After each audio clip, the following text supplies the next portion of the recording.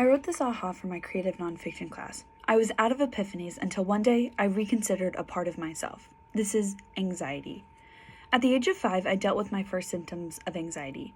My mother dropped me off at the door to my new Sunday school classroom, and I refused to go inside. My hands trembled when I heard the other kids shouting and playing inside.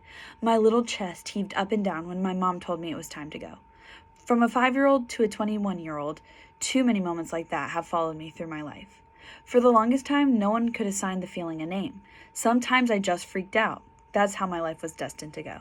For years, I struggled to accept the fact that many circumstances around me would overwhelm me to the point that I felt like death was in the next breath. After just 5 minutes of panic, my body would sometimes not return to normal for several days. And when I would return to normal, I fought with why I felt that way. Why me? I lamented over lunch with my best friend. Why would God design my brain to not fire chemicals correctly? Why am I the one that has to struggle all the time? I questioned as my voice strained. Well, she began slowly to collect her thoughts.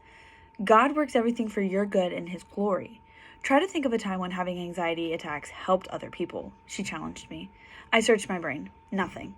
Literally nothing good comes from feeling out of control. When she noticed that I wouldn't respond, she offered, "What about the time during camp with the little girls?" The realization hit me like a T-boned car. She was referencing the first week I was a leader at Sports Center Day Camp, when the entire campus went into a lockdown over a supposed armed threat.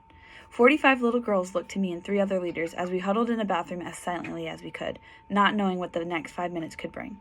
The natural response for several of those third-grade girls after the traumatic situation was to panic. The other leaders rubbed their backs and offered them trite comforts that normally don't help. Gretchen, the main leader, looked over at me. "You know how to handle this." She called the other leaders to send the girls to me. 5 hyperventilating girls and I sat on the ground while we practiced slow breathing patterns and full body check-ins to alert the nervous system that we were okay. After 10 minutes, their breathing slowed to where they could sit through the Bible lesson about the 4th day of creation. God really does work all things for our good and His glory, even if it's something as awful as anxiety and panic attacks. As I will probably never be cured from my anxiety, I will choose to look for the ways that God will use it for the good in my life to glorify Him.